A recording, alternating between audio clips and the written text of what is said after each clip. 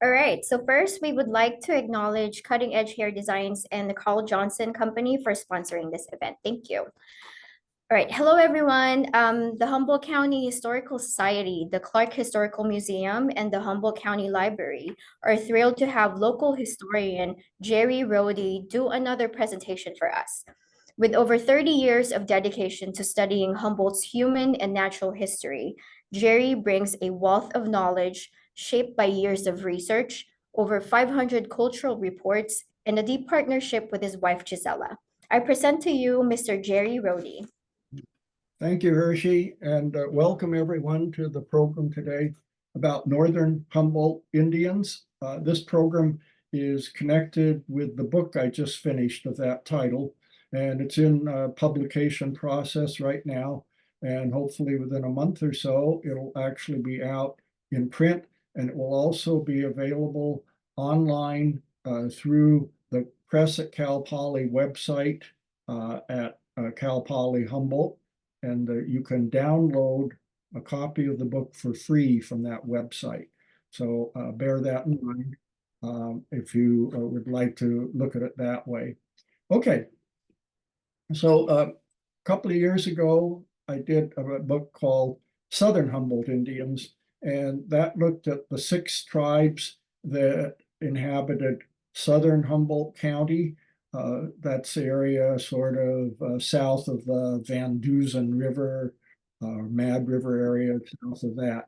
And today we're going to look at the 7 tribes that occupied or still occupy northern Humboldt County. And we'll go around and look at each of those for a bit of time. And probably most of you have heard and are familiar with several of those tribes: the Wiyot tribe, the Yurok tribe, the Katuk tribe, and the Hupa tribe. That's 4 of the 7 up here. But the other 3, I'd be surprised if you've heard of. And as we go through, you can see for yourself whether or not that's true. But let's start off here. This is what the cover of the book is going to look like. And the picture here is of Phoebe Maddox. She was a Katuk basket weaver, one of the best ever known. And there were a number of wonderful basket weavers on the Klamath River and also in other locations. And there was a time period when these women had to make a living by basket weaving. There wasn't much other way available for them to make money, and they created masterpieces of basketry, and samples of these are on display or in the collection at the Clark Museum. But here we have Phoebe. Date is not certain. I think it's in the 1890s, and she's got her baby there to help her, and she's just working out of doors. So it's probably summertime, and she has all her materials there. She weaves these marvelous baskets. And if you notice on her head, she has a basketry cap also, which women of that time period and earlier times often wore. Okay, let's move ahead. And here's a map of northern Humboldt County. And we're just going to go around tribe by tribe, looking at what's there. Just I'll point out to you for a moment, the 7 tribes we're going to look at are the Wiyots here around Humboldt Bay, and the Yuroks up in northern Humboldt County, and also going into southern Del Norte County. And east of them, the Katuk tribe up around Orleans and also going into Siskiyou County. And down south of them, the Hupa tribe, centered on the Hupa Valley Reservation, but they also had territory outside of the reservation. South of them is a tribe you might not have heard of before, the Sanungwe tribe, which was in the Willow Creek area, the Burnt Ranch area, the South Fork of the Trinity, and the New River. They covered a lot of land, and most of that land was very rugged and very lightly populated. And then on this diagonal we see here in the canyon of Redwood Creek, almost from its mouth all the way to its headwaters, was the Wilkut tribe. And they occupied all of that part of the drainage, and they also had a little bit of land over on the North Fork of the Mad River. And then finally, tribe number 7, the Mawanok tribe, was on the Mad River from about Blue Lake up to a place called Bug Creek, about 18 miles of the river. And just to help a little more with this, the Hoopas and the Sonungwe and the Wilcots and the Mawanoks all spoke an Athabascan language. And during the time of conflict, they formed an alliance among those four tribes to resist the white intrusion on their land. And in the book, I refer to that as the Athabascan Alliance, which was very successful in protecting some of their lands and eventually compelled the whites to compromise and create the Hoopa Valley Reservation. But now let's go and look at the tribes one at a time. Here's the Wiyot tribe we'll look at first. And here I will not attempt to pronounce the Wiyot name for freshwater slough. The Wiyot tribe is making tremendous strides in repopulating their vocabulary. A lot of the language is known already, but some of the place names especially have been lost over time or were uncertain, and they've had to go back and do some research to find out what some of these places were called 100 or 150 years ago. And here we have freshwater slough, actually up by Freshwater Corners. Freshwater Farms is here on the right of this photo. And the Wiyot tribe, of course, was the tribe that occupied all of the Humboldt Bay area. And that meant that there were a lot of sloughs and waterways that they could travel on with their canoes. There's about maybe 120 miles of canoe territory that they could access this way. And so for them, that was their main mode of transportation. If it was necessary, they could go on dry land and walk on trails. But more than any other tribe, they were the people of the canoe, and it helped them access all the food that was available along here, and also get to their various villages that were on the sloughs and around the bay. This is a wonderful photo by Alderon Laird, who has done a book on Humboldt Bay recently with over 100 of these wonderful photographs. And I would recommend you taking a look at that, a photographic exploration of Weegi or Weegi, which is the Wiyot name for Humboldt Bay. And up at the northern boundary of Wiyot land, we see a Wiyot woman who was the daughter of one of the main Wiyot leaders, whose name was Kiwilata. And this woman's name was Josephine Beach. And she is coming from her house, which is on the north side of Little River, sort of where you start uphill on your way toward Moonstone and West Haven. And she, even though she's probably in her 70s at the time, is sort of rowing her boat across Little River. And when she gets across Little River, she will be in Wiyot territory. She was actually living at that time up in Yurok territory.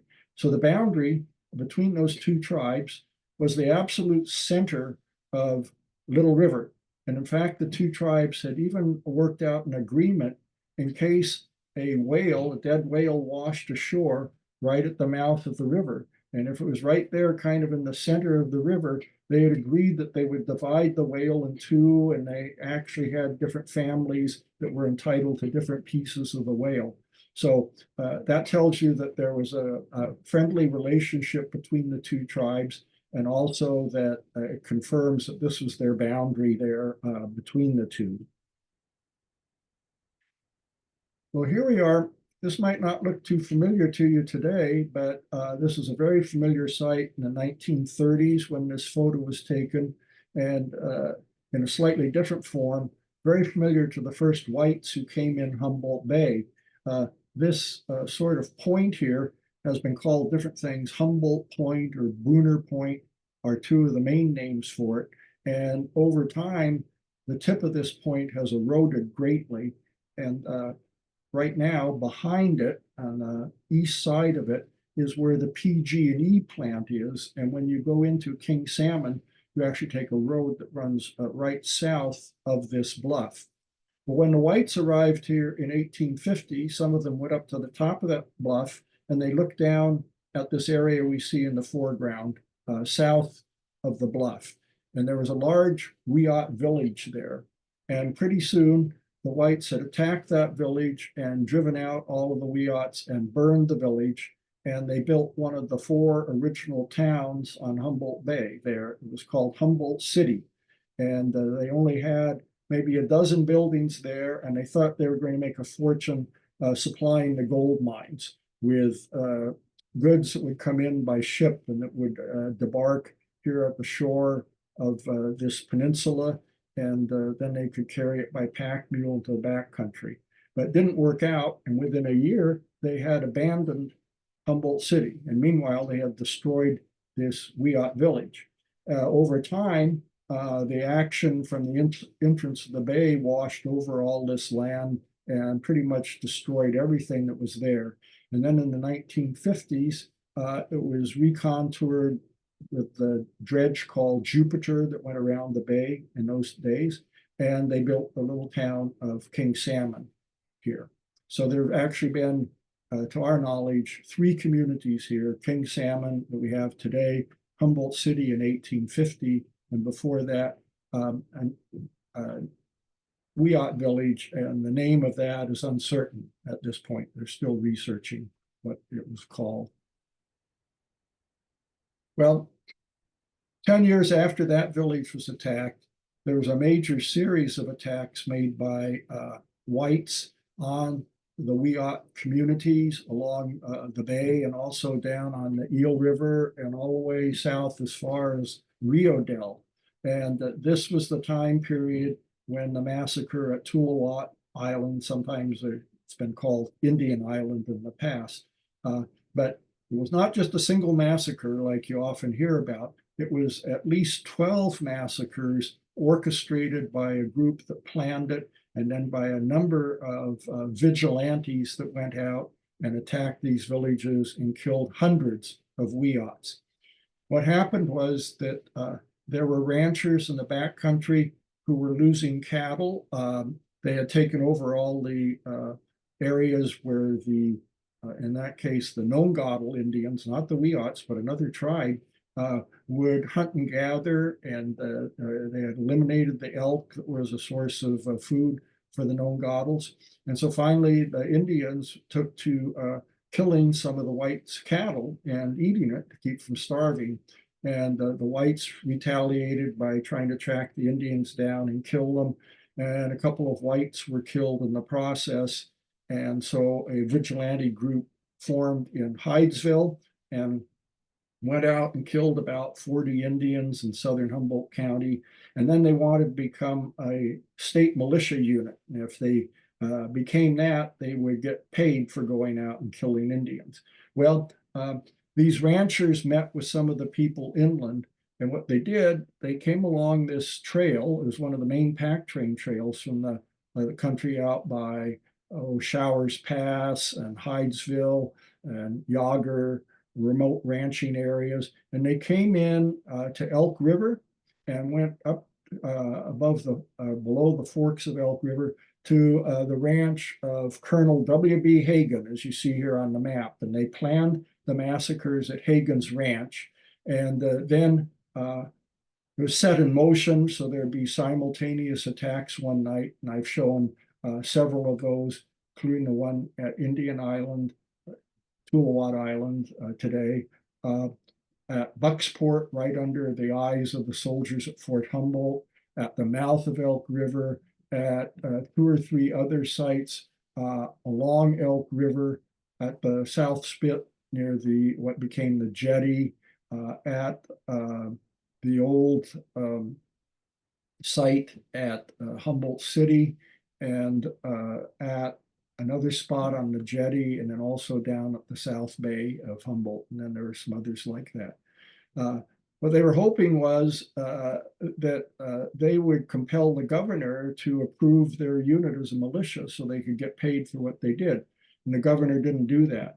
And the idea was, by creating all these massacres of innocent Indians who weren't even claiming cattle or weren't fighting the whites at all, that it'd be such a horrible scene, it would compel the governor to approve the militia. But he didn't do it. And so these people didn't get any pay for all their dirty work, and they eventually disbanded without ever getting any money for it. There's Hagen's place.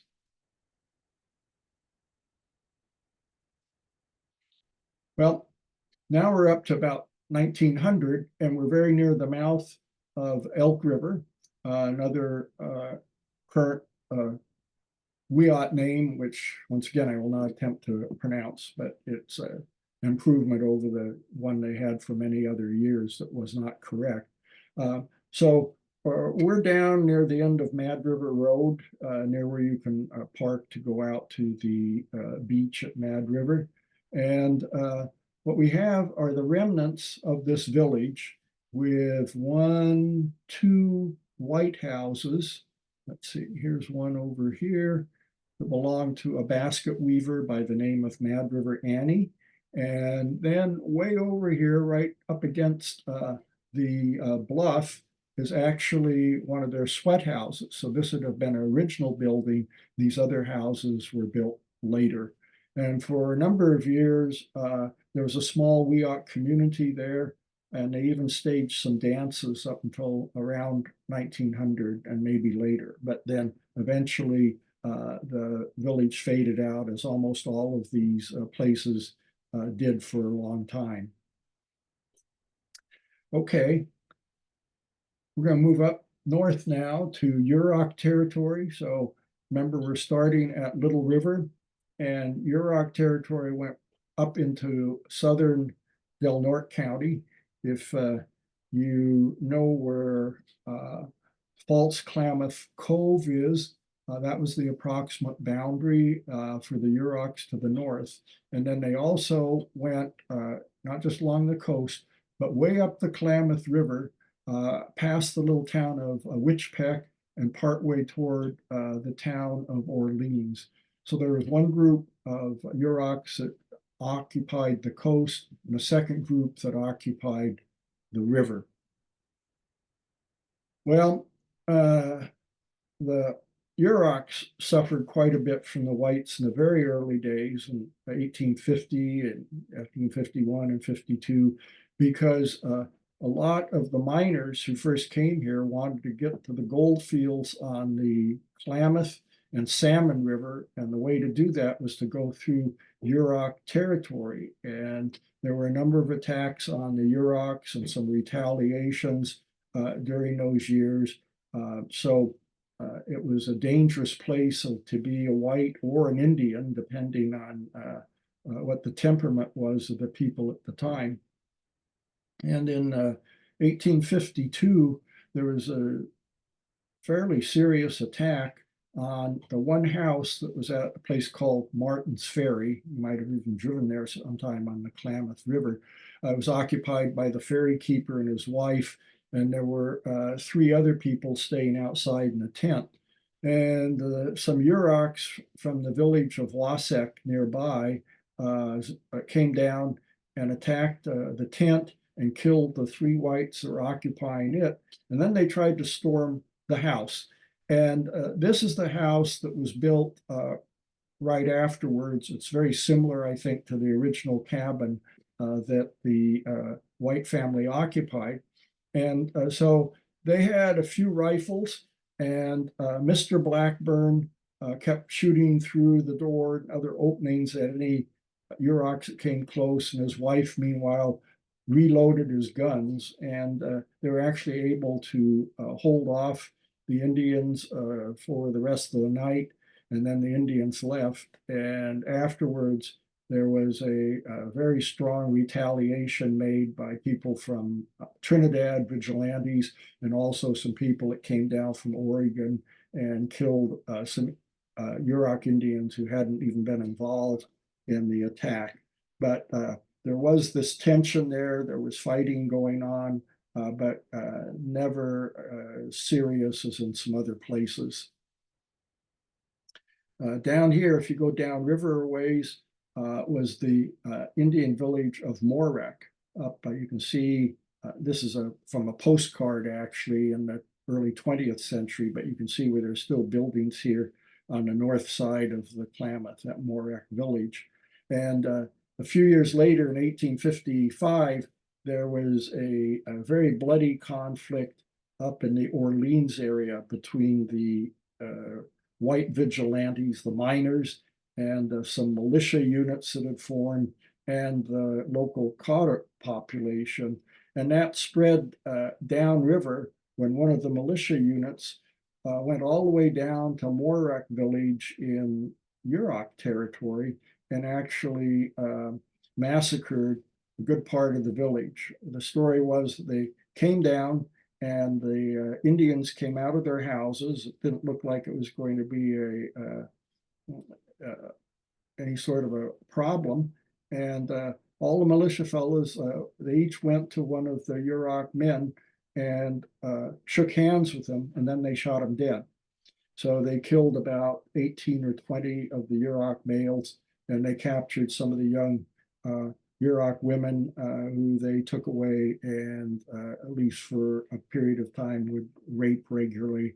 And we don't know how many of those women survived that, but it was an instance where without any sort of provocation, really, this innocent village had been attacked, and the fighting which had been occurring upriver had been spread down here by the whites, not by the Indians.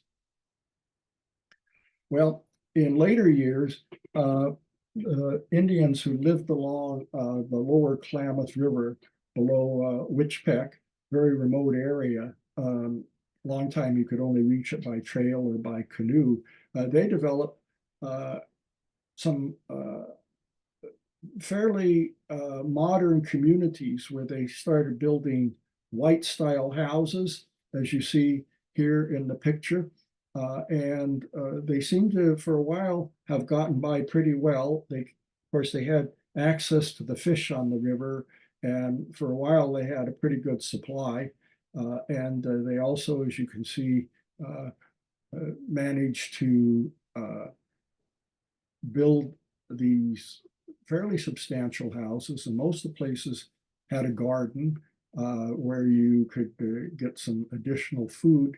And of course, they would still continue their traditional practices of going into the backcountry to hunt game up on the hillsides and to gather food like flower bulbs and shoots of different plants and acorns being one of their primary sources of food.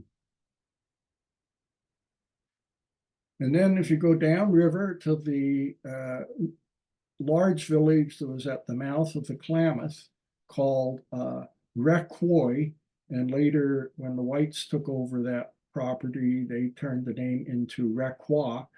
This was one of the last traditional Yurok houses in existence when this photo was taken, and it was owned by a man named Billy Brooks, a Yurok man. And I don't know if he was occupying it at the time, but it was still in pretty good shape. In back of it, with the white fences, you can see one of their small family graveyards that were usually located very close to the homes. And then here's this wonderful photo of Robert Spot, the man in the center here, who was a sort of cultural transmitter for the Yurok tribe and tried to collect a lot of information about Yurok ceremonies, Yurok history.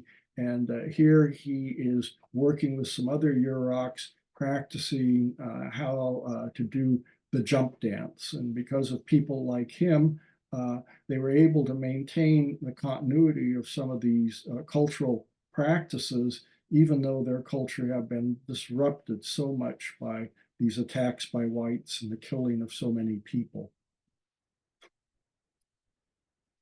Okay, we'll move over now into extreme northeastern Humboldt County, where the Carter tribe had their territory and still has their strongest presence. So when the whites came, this was the way the Cottocks would defend themselves. They had bows and arrows, and they had made out of wood or twigs a sort of shield-like piece of armor that would perhaps have stopped arrows at a fairly long distance, but of course did nothing to stop rifle bullets. And so when the whites wanted to attack the Cottocks in the very early days, it was a very one-sided battle, and seldom would a Cottock actually succeed in killing a white, while on the other hand, many of the Indians were killed by the whites. It was only, by about 1855, when Cottocks had access to rifles, that you actually started having some battles or fights that were much more even-handed. Here's I believe this is a sacred sweat house west of Orleans, in an area that was contested quite a bit by the whites and the Cottocks. It was a mining area, and the whites wanted to take over all the land there. It was over here to the west was a feature called Camp Creek, and around the mouth of Camp Creek there was mining done, and later on they did hydraulic mining in that area. Well, by 1855, the Cottocks had some weapons, and they had a very astute leader by the name of Red Cap. And in fact, there are still geographical features there like Red Cap Creek that were named for him. And he actually led a successful defense of this area when one of these white militia units came and wanted to take over what was called Tashonik, which was the flat here and the ceremonial area. They ambushed the whites, and at the first volley of fire, they killed the two leaders of the white militia and 3 or 4 others, and the whites dispersed in great disarray. And it was a very effective battle as far as the Cottock Indians were concerned, at least on the surface, because it looked like they'd driven off the whites and shown they could fight really well. Problem was there were a lot more miners than there were Cottocks that were well armed, and pretty soon the whites launched a very heavy attack by vigilantes, and then they formed some of these militia units that would also attack the Indians. And Red Cap and his warriors retreated up into the hills. There was burning of many of the villages around the Orleans area. If you've ever been up by Orleans on Highway 96, it's sort of a cleared flat area near the town, and within a mile or so of the town on either side going upriver or downriver, there used to be Cottock villages, and there are maybe 30 villages in a short space along that area. Problem was also prime mining territory, and so that's where the miners congregated. In those days, that area around Orleans was not part of Humboldt County. It belonged to Klamath County, only county in the state that was ever disincorporated, and eventually Orleans and part of old Klamath County became part of Humboldt County. But the county government was so disorganized that for a number of years, they didn't even have a board of supervisors. There was no real infrastructure there to deal with anything. And the only hope about bringing order was when U.S. Army units came in, mostly as peacekeepers, to try to stop the killing by the miners primarily, and also stop any retaliation by the Cottocks. And there was one militia unit out of 5 that were operating in the area that actually tried to mediate, tried to protect innocent Cottocks, tried to stop these other vicious militia units from killing more Indians. But it was a very tragic time, and within a short period of time, almost all of the villages had been destroyed. Good part of the Cottock population had gone into hiding, and eventually managed to come back when things had subsided, but their world was turned completely upside down.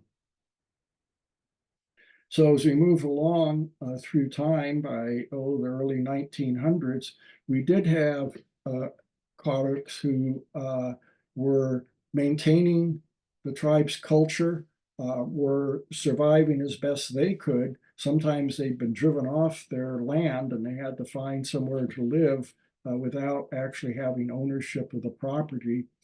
Nettie Rubin was another one of these magnificent Kharik basket weavers. And you can see examples of several of her baskets over here. She never had to go out and try selling her baskets. People came to her and begged her to actually make baskets for them. So she was able to make a living. Unlike some of the people who didn't have that skill, she actually fared better than a number of the other Kharuks. She was married to a man. Here he is poling this canoe, Frank Rubin. The woman in the canoe is actually a collector of baskets who'd come up from her store in Pasadena, and she might be even on her way to see Nettie and other people along the river. Grace Nicholson. It's actually because of her, we have a good collection of photos. She and a companion who went with her took a number of these photos. You can see very high quality. You also see Frank up here, dressed up rather fancily, even has his arm garters, and he looks a little bit like a dude as he's supplying this ferry service. But there was a lot more to Frank than just that. He actually took advantage of provisions where by the late 1890s and early 1900s, Indians could gain control of part of their old land through a process called Indian allotments. And they could get 80 acres of land in certain areas that had been designated. And Frank was one of a number of Indians who actually chose to claim land that had cultural significance. He actually claimed land that had been a Kharik village before the whites came and destroyed most of it. And there were people in other locations, like several Yuroks farther downriver, who did the same sort of thing, where they would use their allotments to protect cultural areas, ceremonial areas, things like that. And Frank provided a lot of information to several anthropologists who came through the area. He's able to tell them about some of the ceremonial practices and other things about the Kharik tribe. Here in 1904, on that Tashanik area that I told you about that was fought over in 1855, Kharik tribe is doing a white deerskin dance. And they continued to do those dances until, I believe, 1911, and then they stopped for a while. And there were a lot of the current Kharuks at that time that weren't interested in maintaining the dances, and some of them even made fun of the dancers, apparently. And so the older dance makers wanted to stop it, and so they did. And then in the 1990s, the Kharik tribe actually revived some of the dances, including the one here at Tashanik. It turned out they had to have the dance on property owned by a white man because they'd lost almost all their land. And a few years later, the tribe was able to actually purchase that land. So now they're able to conduct their ceremonies in one of the most sacred spots on land that actually has always been Kharik land, but now legally it once again belongs to them. Okay, Hoopa tribe.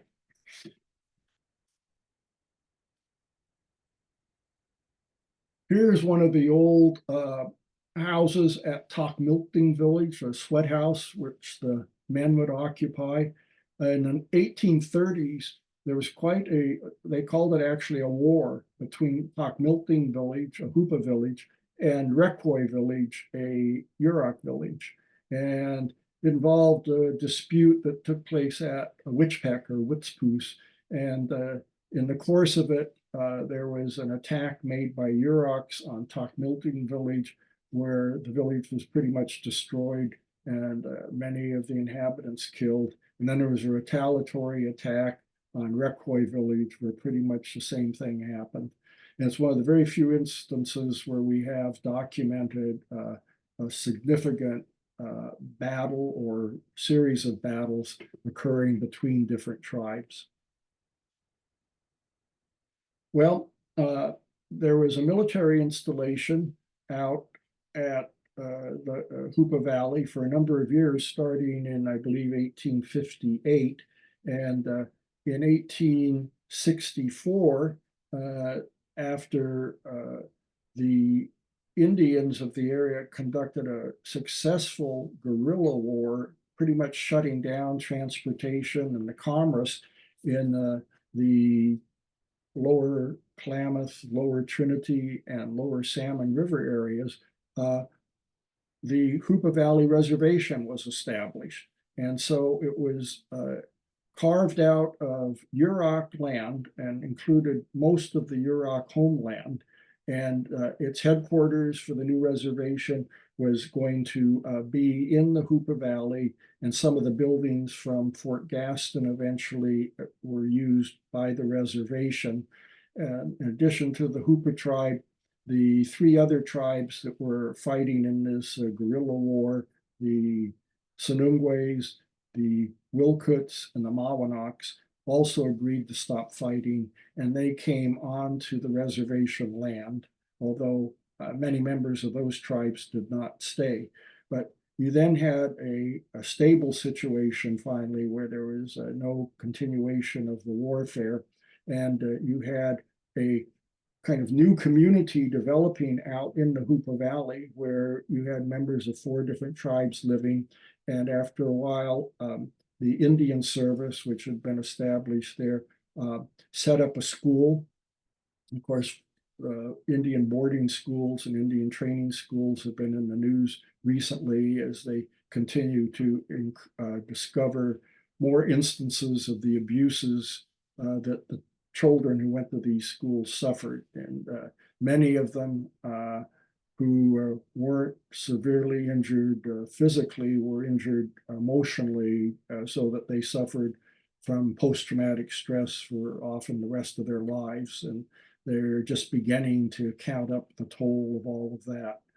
I did some study of what was happening on the Hoopa Reservation, and there was some complaints by the Indians about treatment there. I've not uncovered anything on the level that occurred in some of the other boarding schools, but in this case, there were Indians there who 30 or 40 years later would tell stories about how they were forced to cut their hair. They were punished for speaking the Hoopa language. If they spoke Indian, they were put in a cell, really. It was a very small, cramped place in one of the buildings, and just held there as if they were in solitary confinement. So there were real abuses that occurred. However, there were a number of the Hoopa families nearby, and they were able to keep track of at least some of the kids, including their own family members who went here. And that probably prevented the Indian school from perpetrating some of the more serious abuses that occurred at other Indian schools. And so the Indians are still hunted and gathered, but there were some problems. The salmon one was reduced because there were canneries established at the mouth of the Klamath River. There was a contamination of the rivers by the gold mining, and so the Indians didn't have access to as many fish. And so the reservation was obligated to supply a certain amount of food and clothing to the Indians. And you can see here some of the Indian women are waiting with their baskets to fill up with food. It apparently is the day when food was distributed each week. out on the reservation. And then the Hoopa tribe and the Indians on the reservation were especially interested in regaining individual title to their land. And so there were a lot of allotments made on the reservation. And some of these allottees were able to do farming, as you see this fellow here in his grain field. And they were actually pretty successful for a while in being farmers. When the Depression occurred in the 1920s, of course, that was bad for everyone in the country. The Indians actually out at Hoopa fared better than most. They actually had a special unit of the what they called the CCCs, or the Civilian Conservation Corps, that worked out there. And so jobs were created for them, and the pay came from the government. And these were Indians who otherwise would have been unemployed. So for a number of years in the 1930s and on into the early 1940s, there was government funding to provide a certain amount of employment out in Hoopa and on some of the other reservation lands. Well, this is a fish dam on the Trinity River in the middle of the Trinity Valley. And most of the Indian tribes in northern Humboldt, or at least ones I've kept track of, shouldn't say most, but several of them, built these fish dams. And the idea was, we're looking at the upstream side here, and salmon swim up the river, and they would bang into this barrier, and they couldn't get through. Water could get through, but they couldn't get through unless they went way around to one side. And before they figured that out, Indians standing up on these logs on top of the dam could spear them and collect quite a number of fish in that way. Well, that had been a traditional activity of the Hoopa Indians for years and years and years. And then at a certain period of time, I'm not sure the exact date, but the dam was discontinued. And for years and years and years, there was no dam. Then in, I think, early 1990s, an elderly Hoopa man by the name of Jimmy Jackson decided that they needed to reestablish the dam. And it turned out he was the only person alive that knew how one of these dams were built. And so he actually took toothpicks and I think popsicle sticks and other small pieces of wood and fashioned a miniature dam to show the other Hoopas how the dam was built and give them a general idea how to do it. And then he went out on the river and he supervised the actual construction of this dam, which I think was built in 1996, but I might be off by a year or two. And so he passed away not too long after that, but fortunately he had been able to instruct a new generation of Hoopas in how to construct the dam. And since then, they've been able to maintain that tradition. Okay, Sonungwe tribe. Sometimes they're called the South Fork Hoopa or the Southern Hoopa or something like that. And of course, they were right next to the Hoopa tribe, but they are a distinct tribe of their own. And I think one of the problems was that after the Treaty of 1864, the Sonungwe were among the tribes that went on to the Hoopa reservation, and eventually many of them left. But when ethnographers came in the early 20th century, they would come onto the Hoopa reservation. That was the easiest spot to find Indians, and they'd wind up talking to primarily Hoopas, and they didn't get a chance to interview many Sonungwes unless they went back into Sonungwe territory, which was rugged and remote, hard to get to. And so the impression developed that the Hoopa tribe actually controlled the Sonungwes, and the Sonungwes were kind of a subunit of the Hoopas, but that was not true. The Sonungwes are their own tribe with their own traditions that are very similar to the Hoopas. In fact, similar to also the Wilkut and the Malinok. And for a long time, it was talked about that there was a Hoopa language and the Sonogoys spoke a dialect of that. Well, that's not really true either. There was one language spoken by these four Athabascan speaking tribes up here, the Hoopa, Sonongwe, Wilkut, and Mawanak. And each of those tribes spoke a dialect of that general language, but it wasn't like it was the language of one of the tribes and the other tribes just spoke variations. They all had their own variations of a single language. So Sonongwe territory was really rugged. This is Ironside Mountain opposite Burnt Ranch. We're actually going over in Trinity County because part of the Sonongwe territory was over there. And this is sort of like the lodestone for the tribe, their most significant spot within their territory. In the backcountry, South Fork, you can see how rugged the area was. The Sonongways were especially effective in fighting these guerrilla wars, and they could go back and melt into the hinterlands like here, and it'd be very difficult for the military to ever find them. And near the end of the conflict period in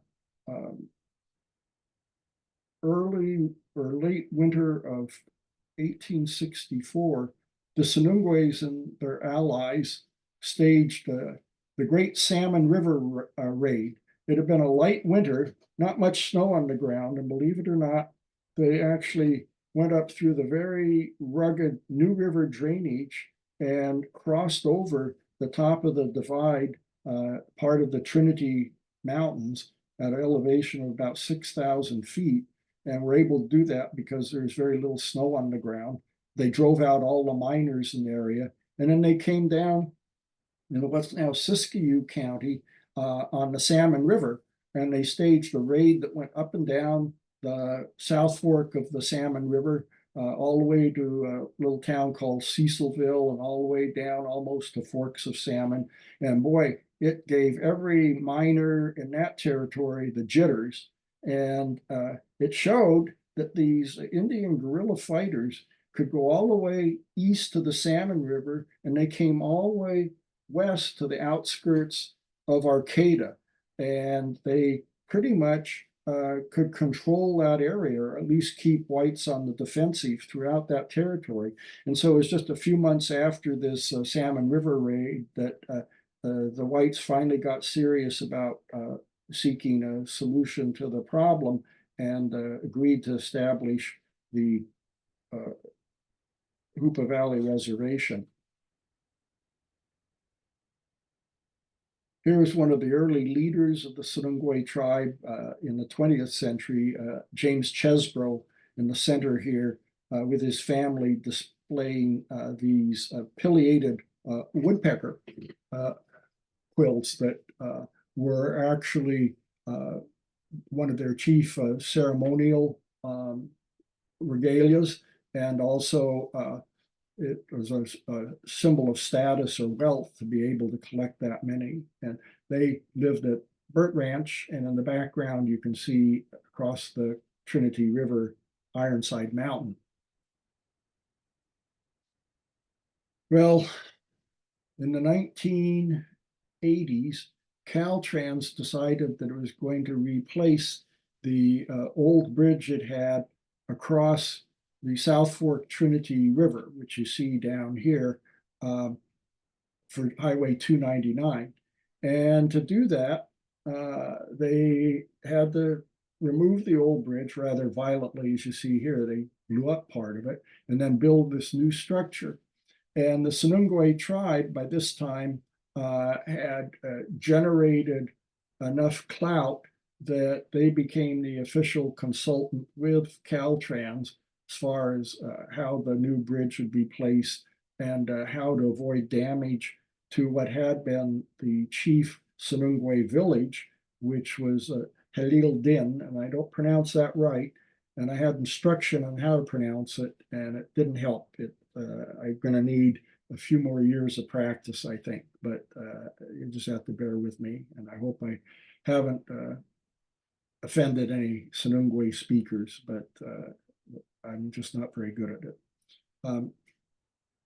So Sonungwe tribe today is attempting to gain official federal status, which they deserve and which they should have had decades ago.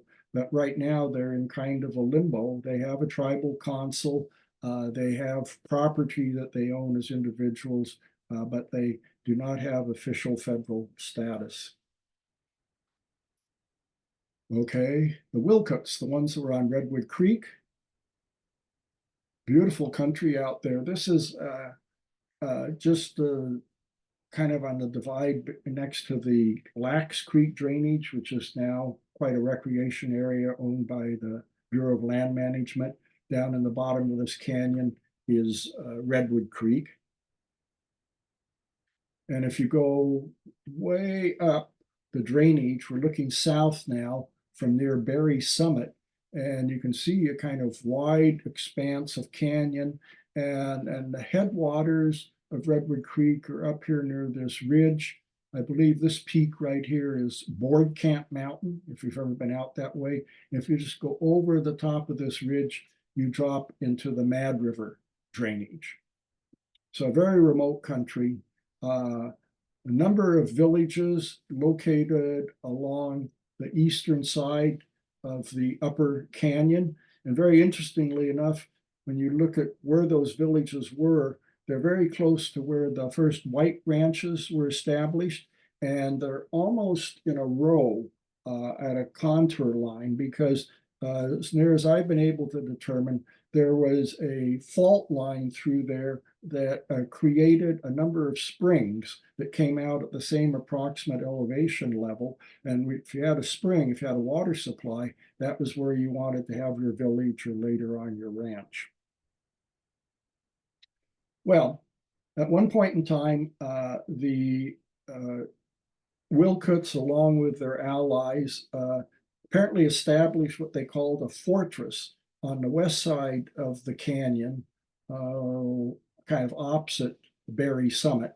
And the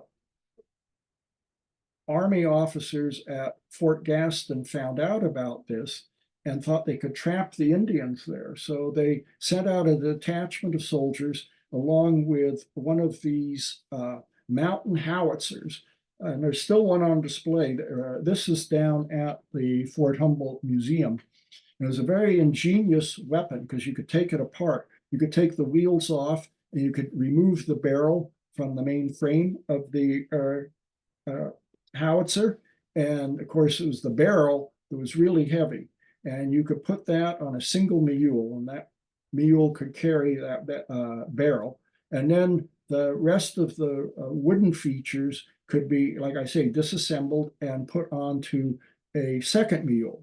And then you would have a third mule that was filled with the ammunition that the howitzer needed. And so they sent this howitzer out with all of that, including one load of shells. And they made a mistake. They were one mule short because they went out, they found this kind of fortress thing that was built out of wood, almost like a fort. And there were Wilcott and probably Sonungwe and Mawanak Indians within it. And the fellows that were in charge of the howitzer had never used it before, so they wasted a bunch of shells trying to figure out how to aim it. And finally, they zoned in and managed to fire a few shells that actually hit this fort. But they ran out of ammunition and before they'd done too much damage. And so if the Army had actually sent one more mule with one more load of shells, they probably could have kept up the attack and won the Battle of Christmas Prairie. That was the flat where this was battle was taking place, and it took place on Christmas Day. And later, because of that, they named the prairie there Christmas Prairie. Well, anyway, they bedded down for the night, kept an eye on the fort, sent off for more shells. And the shells came in the middle of the night, but they couldn't use them until daylight. And when daylight came, there was no sound from inside the fort. and a couple of soldiers risked their lives approaching it. No Indians shot at them.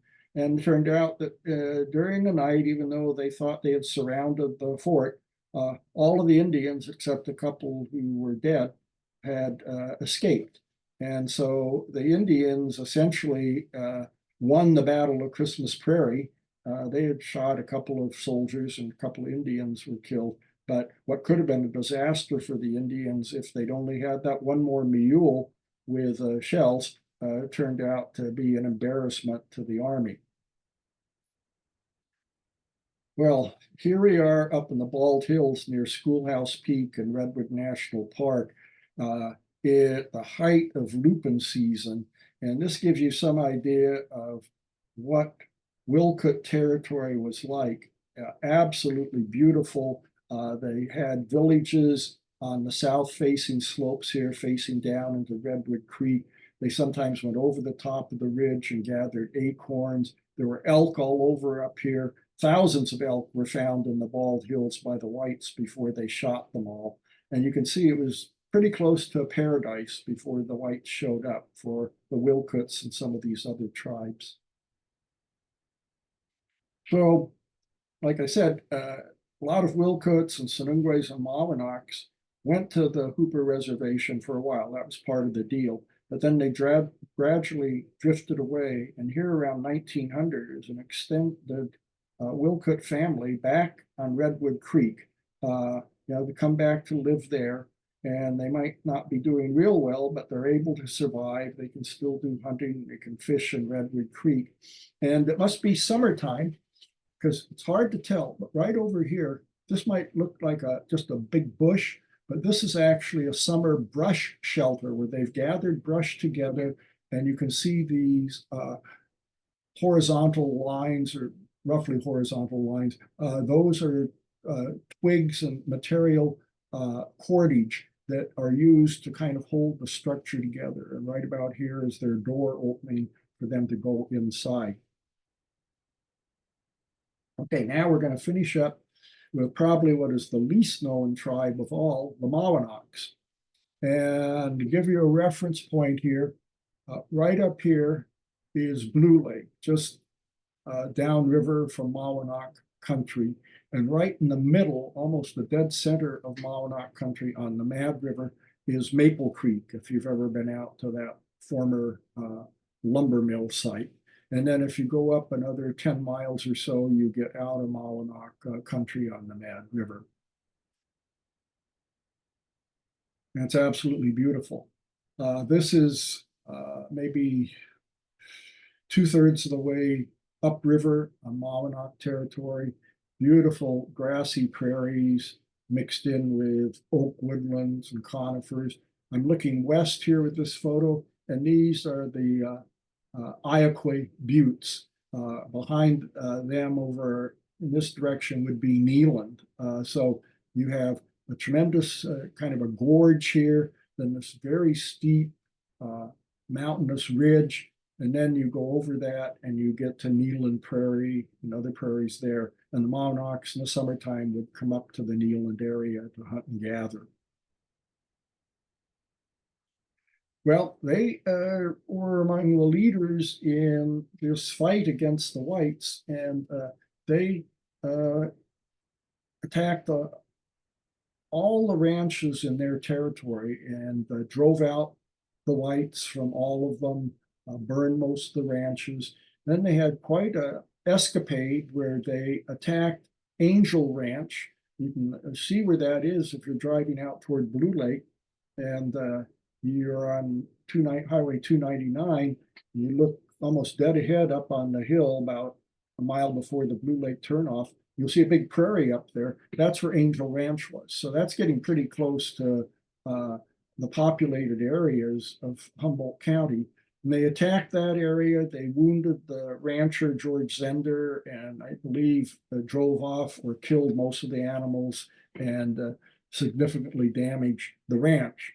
Then they came down to the Blue Lake area. Angel Ranch would be off of this map a little ways. I couldn't include everything on the map, but it'd be maybe about where my arrow is pointing. So then they came down the Blue Lake area and they attacked the Bates Ranch near the foot of Liscombe Hill and killed Bates and once again drove off animals and pretty much destroyed the area. They wound up coming down to a place called Dabby's Ferry. That used to be the way you got across the Mad River. And they temporarily trapped a good number of people in the ferry house. And then finally, those people escaped. There were a couple of soldiers that were wounded. There were one, two, three, at least three white people that were killed. And most of them managed to escape and eventually get to Arcata. But that put the fear in the people here from Arcata, because now you're about 3 miles away. And then shortly after that, they went down to an area near the Azalea Reserve in McKinleyville. It would be just over here to the northwest. And they attacked the Muhlenberg family. And Mr. and Mrs. Muhlenberg were in their late 30s. And they realized that the Indians were out there and they made a run for it. And they had to run about 30 yards down to the Mad River to get to their boat. And they made it without being shot. And then they paddled like crazy for their lives until they got out of a gunshot range and then managed to escape. But when you look at it, by the time they got to the Muhlenberg property, they were about 2.5 miles from Arcata. So it really put the fear in people from Arcata. And this group also went up by McKinleyville of the Indian Alliance Warriors and was quite active for a period of time there. And what it did, I think, psychologically was make the people realize, the whites who thought they were safe in Arcata, places like that they weren't safe. And then that combined with that raid on the Salmon River way over to the east really put the jitters in people, and I think created a lot of informal pressure on government officials to somehow end this. And they were not able to end it militarily. They just could not defeat these Indians who were fighting this very effective guerrilla war. It was only when they compromised and created a reservation where the Indian tribes actually had a lot to say about the reservation, unlike many or almost all other reservations where the government just created some place and said, well, this is it, and you got to go there. This was much more a even-handed compromise in deciding on what would happen. Well, way out, a little ways upriver from Maple Creek, was a man named Johnny Maple, and a number of the Mawanak Indians took the last name Maple, and he was one of them. And here, this would be about 1906. You can see he's living in a white style house, and the Mad River is, I don't know, a couple hundred yards off here to the right. And you start going uphill a ways here toward what later became the Maple Creek Road. Well, an ethnographer from UC Berkeley named Pliny Goddard, every summer he would take off and go into the backcountry up in Humboldt County and try to interview Indians that were still alive and could tell them something about the early days. So he went in 1906 up here, and he had a white horse and a pack mule that the university owned. And he'd ride the horse, of course, and then have the pack mule bring everything else he needed. And he spent the whole summer out camping and interviewing these Indians and sometimes traveling around with them. Well, he got here and he talked to Johnny Maple. And it was very interesting because eventually I was able to find his notebook. It turned out it was at Columbia University, and it took a long time before I was able to find it. But here's a page out of that notebook when he's interviewing Johnny Maple, and he's got some features on the map. Right about here would be where Maple Creek is, and over here is a spot called Blue Slide, where there's a summer camp now, but there used to be a ranch and there was a fort there. And then down here, Goddard recorded Johnny Maple's version of his tribe's name, Miwi-Unuk, which were changed a little bit to Mawanok, which is easier to spell and to pronounce. And this is the first time that I've located in print any reference to that tribe and its name.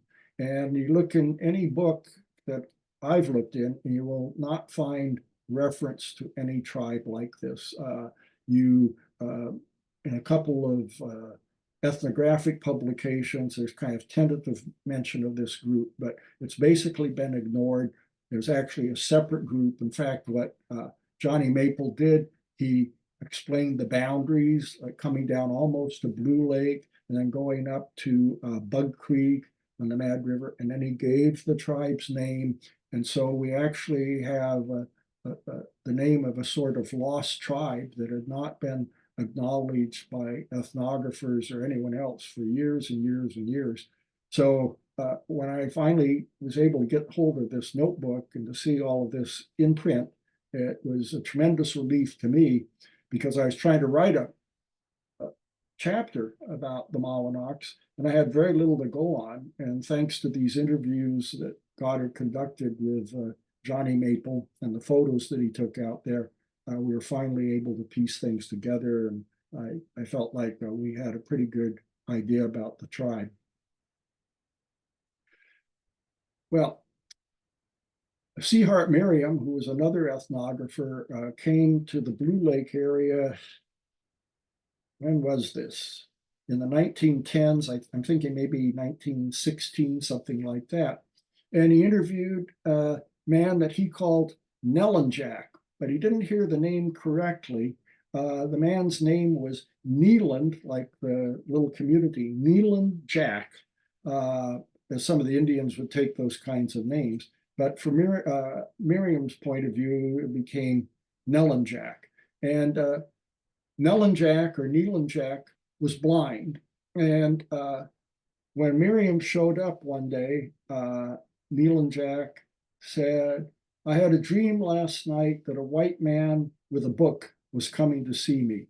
And sure enough, the next day, here's Miriam, a white man, and he's got his book there to record information from Neelanjack. And then he wound up taking a picture of Neelanjack. And I colorized it and lightened some of the shadows, and it showed me some things that you couldn't tell from the original photo.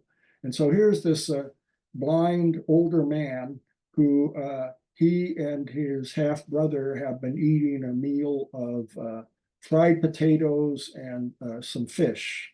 And poor Neelanjack had contacted the game warden sometime before this, asking if he could set one of the fish dams in the Mad River.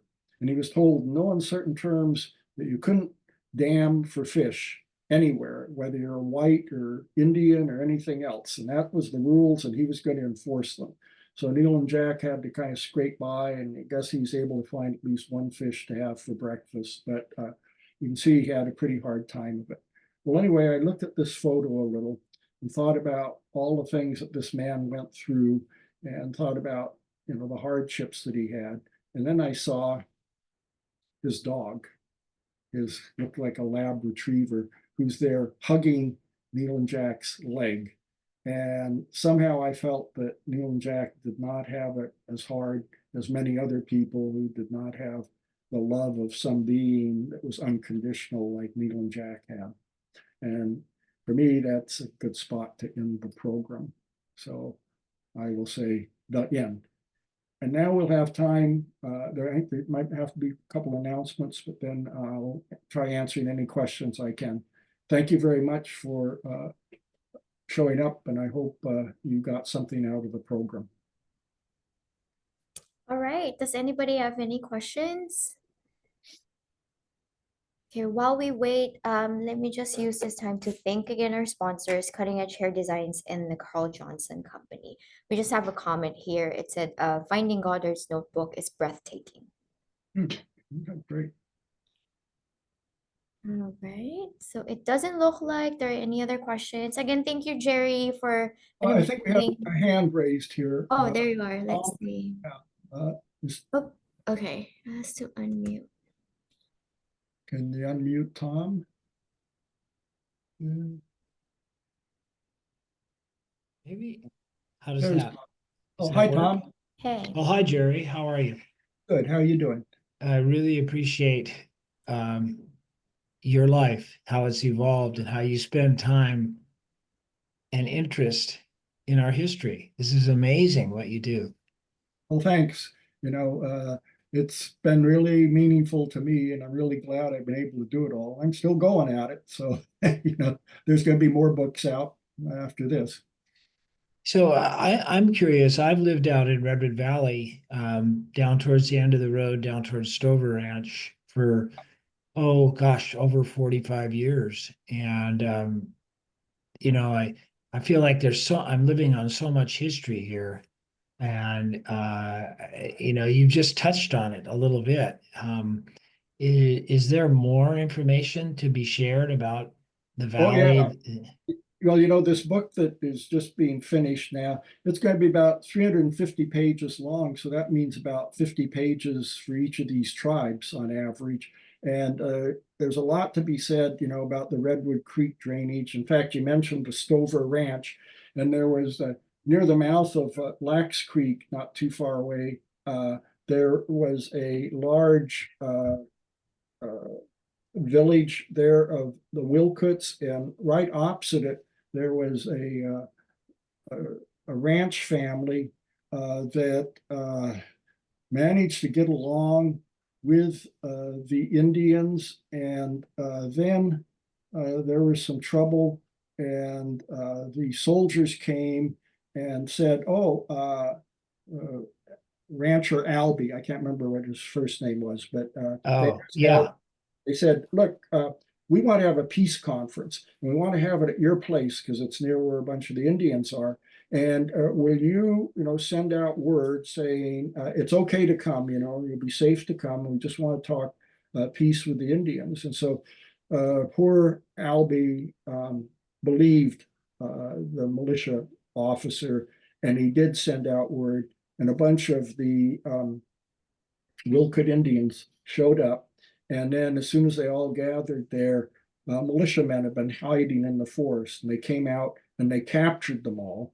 And they first took them to Eureka, and then they took them by ship down to Fort Bragg, where there was an Indian reservation. So they're miles away from anywhere they've ever been before in their life, but they Yeah. get back home. And so they escaped from that reservation.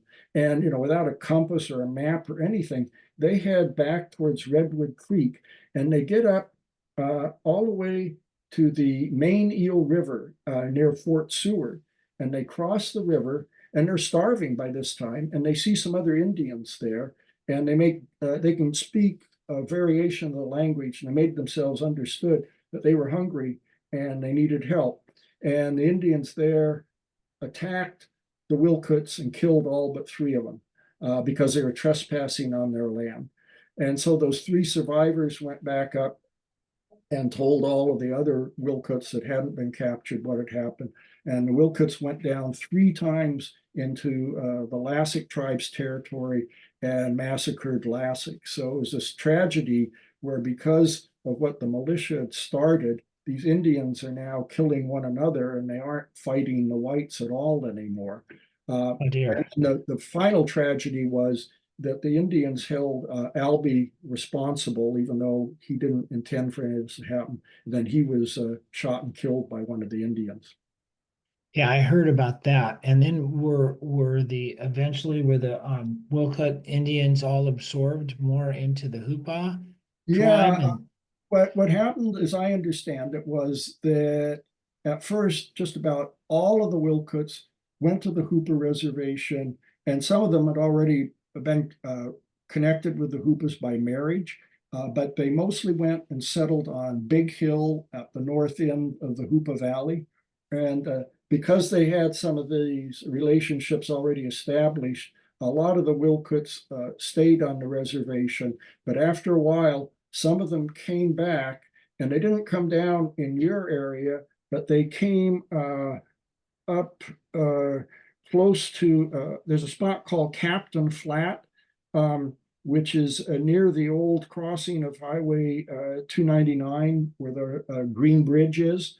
And they occupied a village there. There was enough of them to constitute a small village, and that's where they stayed for a number of years. And in fact, in early or late 1880s and 90s, some of them even went to a school that was out there at the time.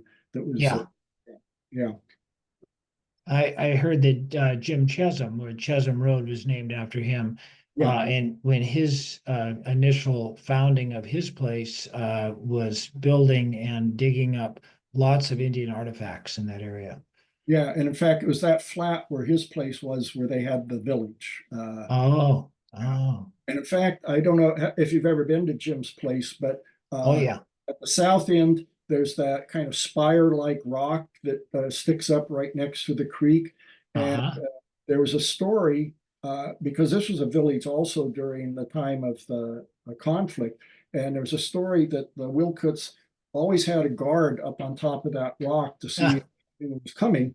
And probably not, I don't know how true it was, but they said, well, okay, one time the guard got tired and he came down. It was right then when the soldiers came and attacked the village. So we don't know about that. Right there, there's a stream called Captain Creek, and it was named for one of the Wilcotts who had owned that property. He was called Redwood Captain, and he was one of the leaders of these guerrilla warriors. He was one of half a dozen or so of the best known guerrilla leaders who came right from that area by Chesham's place. Oh man, I feel like you've just barely scratched the surface, because these the Indian tribes, I mean, before white man came, they lived a really good life. It seems to me they had so much food and abundance, and then They lived in balance with the earth, and they maintained a kind of steady population, and they didn't, over consume anything. They had enough food, they have enough salmon, they had enough acorns, but they managed to maintain that balance until the whites came, and then everything was knocked out of whack. Yeah. Wow. Yeah, I feel the history of where I'm living, and what must have happened in these open flats. And of course they were burning in those days and keeping these prairies open, and so it looked much different than I think than we had any idea how it looks today. Yeah, exactly. If you go downriver a little bit and get into Redwood National Park, they've started doing some of the burning down there again and keeping some of the prairies open, and Yeah. gives you a better idea of what it might have been like. I know. Well, um, I was one other thing. I was under the illusion that the Indians that lived in Redwood Valley, Redwood Creek, were called Cholula. Is that not Oh, true? I'm glad you mentioned that, because the northern part of the Wilcotts that were up that way were called Cholulas by the Yurok, who were their neighbors. So that Ah, was a Yurok name, but it stuck around. And there's even publications where they refer to the Cholulas if that was the official name of the tribe. But then some of the other ethnographers actually interviewed some of the Wilcott Indians and found out that that's what they called themselves, or Wilcotts, and it was the Yuroks who had given this other name to them for the ones that were up in the Bald Hills and part of Redwood Creek.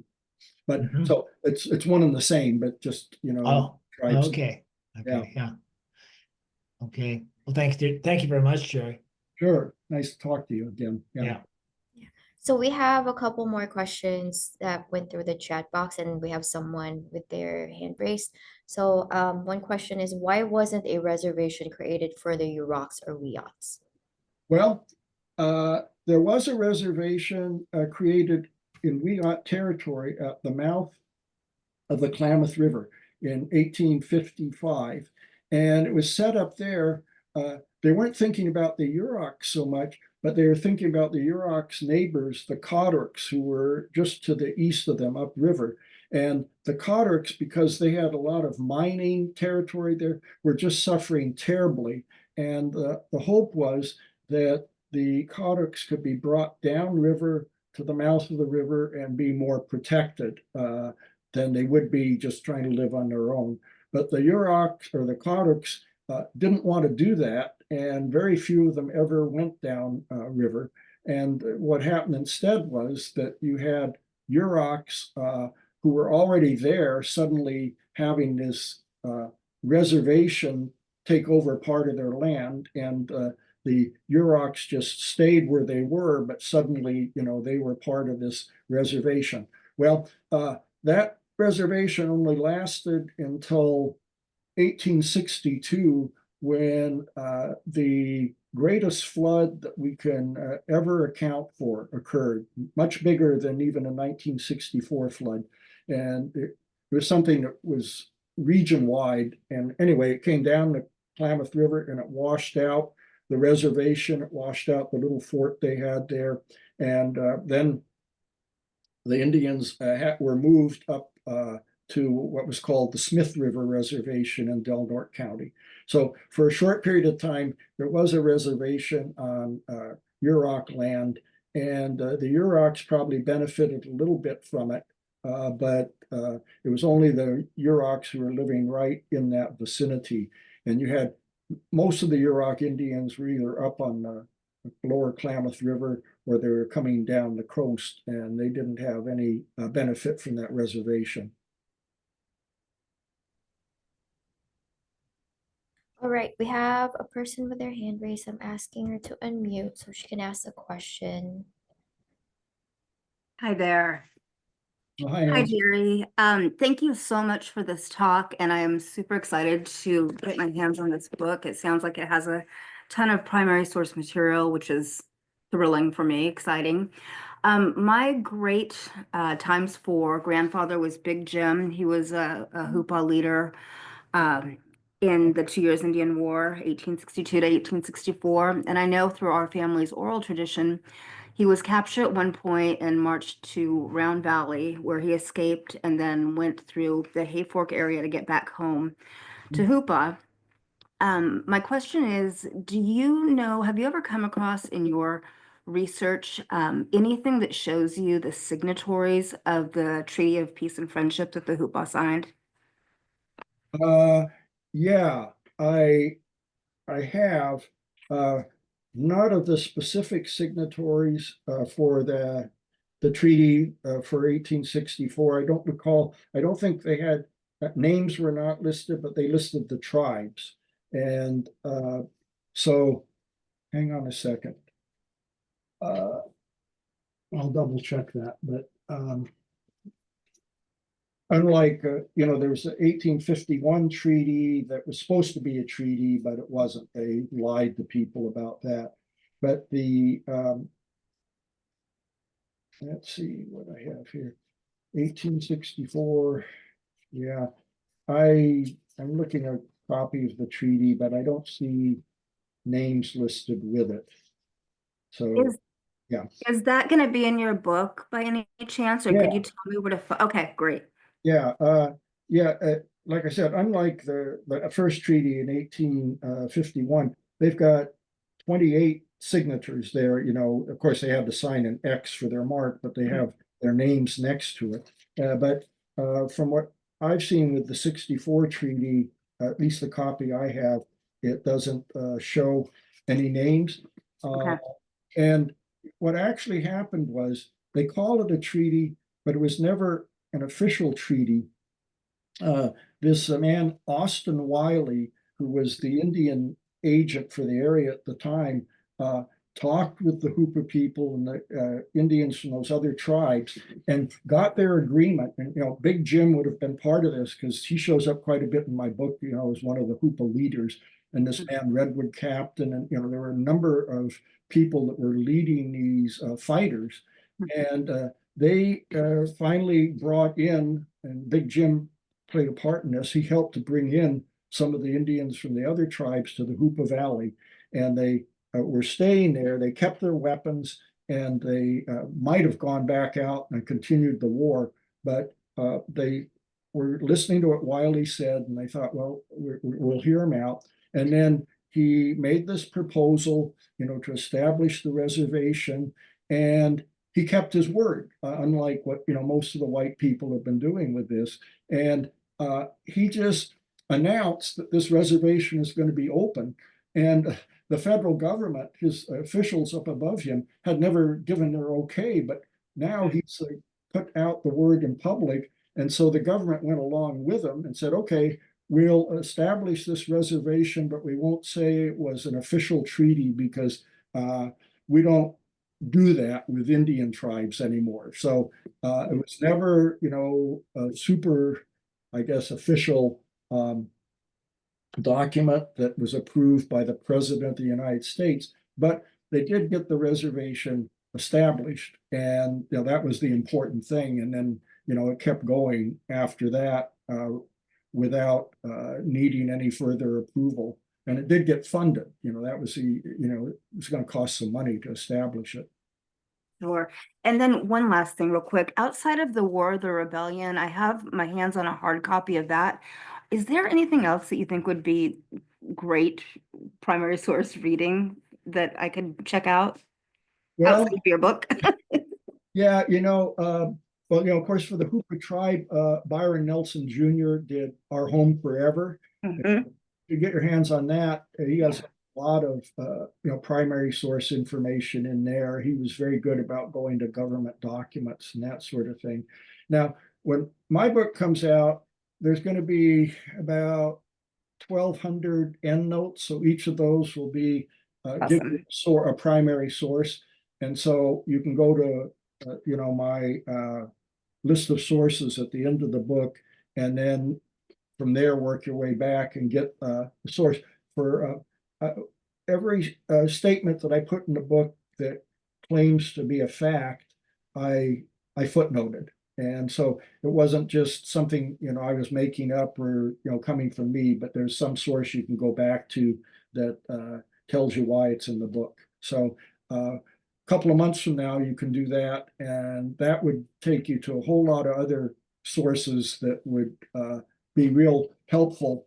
There's 3 or 4 other books that were real helpful for dealing with the Hoopa Valley, Hoopa tribe. And then, for the other tribes, there were sometimes books or long documents that some of them are available online. So there's actually quite a few sources that will be available if you go and look at my list of sources. I sure will. I'm the Indian Education Director for Northern Humboldt School District, so I plan on buying quite a few copies for our schools. Thank you so much. Oh, you're welcome. I'm Yeah. very happy to talk to you. Thank you. I'm happy to talk to you. Thank you, Jerry. Okay, so we have another comment and question. Thank you for the amazing research. Can you talk about the history of Redwood Creek Ranch, aka Cookson Ranch? Redwood Creek Ranch, also known as, what was it? AKA Cookson Ranch. Oh, I don't have any specific information about the Cookson Ranch. I know where it is, and Tom Heintz's program today, of course, would be real familiar with that area. I've wondered about it. There are maps that show village sites in the general area. I don't recall seeing a mention of a village being there. As I was telling Tom, there was a village up above near the mouth of Lax Creek. Mostly where you would find the villages would be on the east side of the canyon, where you had the afternoon sun. So Cookson Ranch, west side of the canyon, that might have been the reason why there wasn't as much going on there. And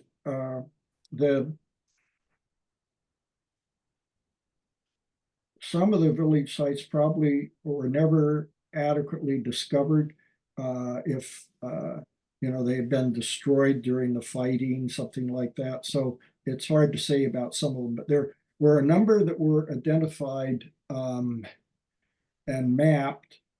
I can't give you the source off the top of my head, but if you send me an email to jerrrohde@gmail.com. That's my name with a dot in between.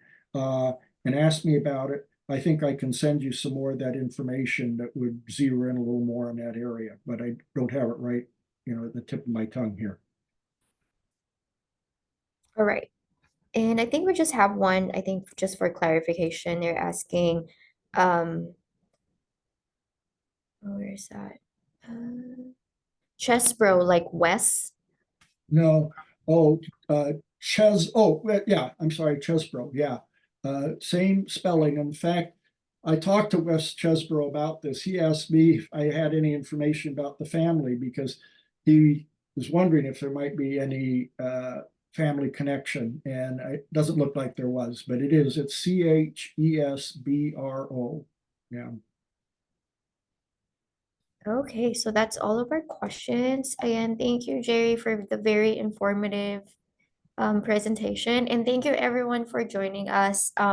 This is being recorded, so it will be on our YouTube page. And also, I believe the Historical Society's website as well. Within the week, it will be posted. All right, thank you, and I'll see you on the next lecture. Great. Bye. Yeah, thanks very much, everyone. It's a pleasure. Okay, bye-bye. Bye.